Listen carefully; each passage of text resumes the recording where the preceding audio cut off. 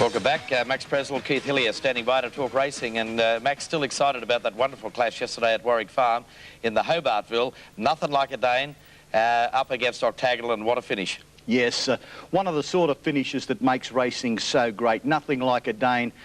Perhaps one of the great three-year-olds that we've seen in recent years, and certainly Octagonal isn't far behind him, if indeed he is behind him. I'd say probably Octagonal would make a very good race with Nothing Like a Dane up to 1.25 miles. I think then the big horse would come right into his own and be very hard to run down. But we're in for some great racing between these two in coming weeks. Well, we'll look forward to the Hobartville a little later on in our segment. But Keith Hillier joins us from Melbourne, and while we salute two great champions yesterday, Keith, we farewelled another great one at Flemington last Sunday with our Mace K. Yeah, we did indeed, Dave. Firstly, on those two champs, Nothing Like a Dane's a better start than Octagonal. He just might be the best horse in the land at the moment. I'll debate that perhaps with Max later. But our Mace K, they were the words I left you with last Sunday, that he'd win the Lightning. He didn't, and sadly he'll never race again. He was injured during the run, but we shouldn't take much away from Gold Ace. He's a patched up horse too, a bit of a crock, but Lee Friedman got him right on the day.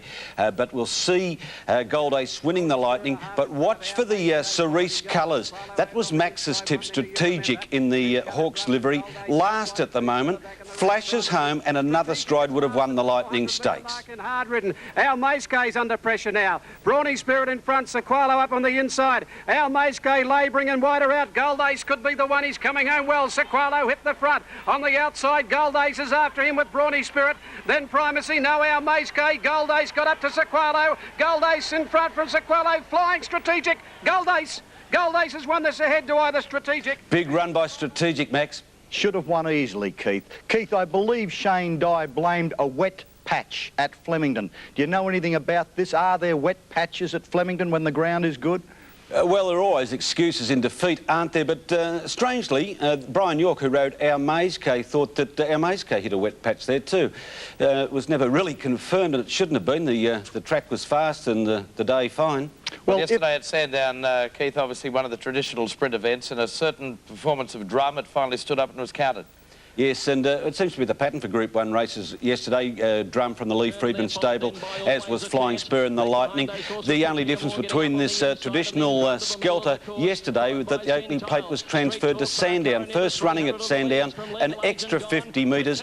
The speed was on for the start. Petita Moore getting to the front there would have won the opening plate at Caulfield, but missed a place at Sandown. Here's Drum, strange horse, needs the hot weather. That's why he's racing in Melbourne, Max, but he's a very good horse. Will he get the good hot weather for the Newmarket on Monday week? I think he's got a great chance in the Newmarket. He's always been a horse of undoubted talent. He's just had to put it all together. Perhaps, as Keith said, he needs the sun on his back, so let's hope it shines on Newmarket Day. Max, the Kindergarten Stakes yesterday, Armadale certainly likes going around Warwick Farm.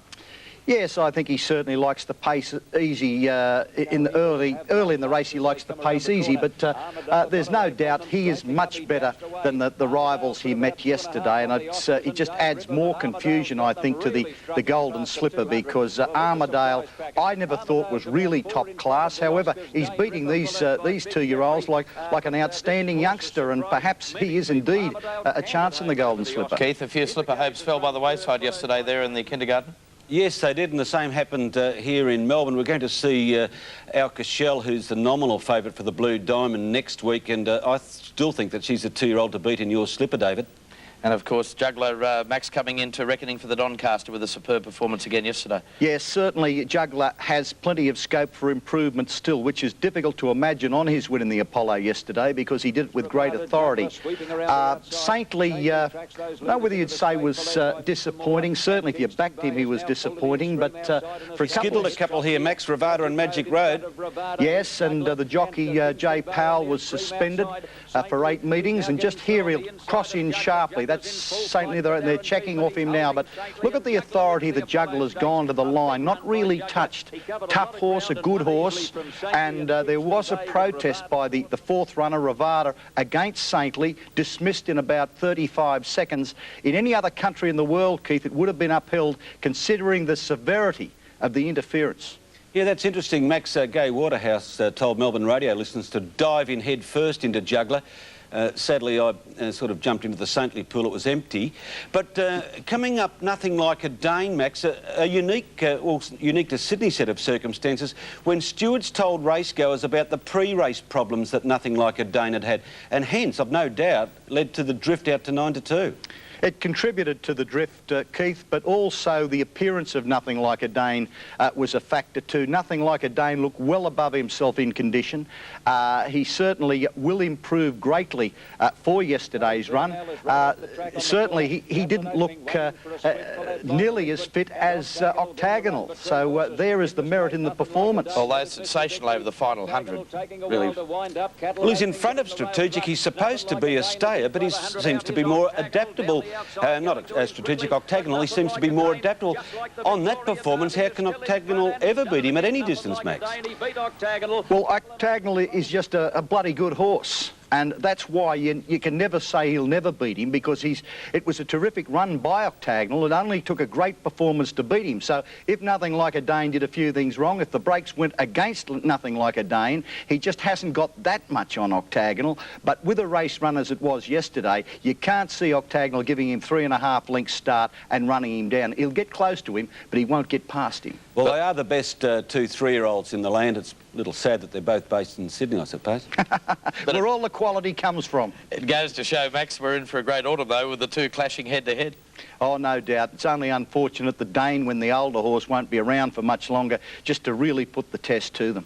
Well, Keith, anything to report from Moonee Valley today? Have you got a little sleeper there for us? No, it's a nice meeting there at Moonee Valley, and I really haven't got it, and I don't want to invent one for you, David. There's not a standout bet at the Valley today. I think Max has done more homework. Well, I'll put it this way, he broke one down last week, so let them all go around on their merits. Our horses to follow, a juggler, will get better. Drum now he's broken through, and of course, how could you have a black book special and not have Nothing Like a Dane in it? OK, well, Keith, you enjoy that nice little meeting at Moonee Valley. OK, just the long ranger, our Cashuttle, she'll just go through unbeaten. And you're off to Rose Hill today, Max? Yes, and I'll leave him with our Cashel, because perhaps our Cashel is an outstanding 2-year-old. But nevertheless, next week we'll tell the story with our Cashel. OK, we'll have the warring Keith Hillier and Max Presnell with us again on Sportsworld again next Sunday. We'll take a break. More to come in just a moment.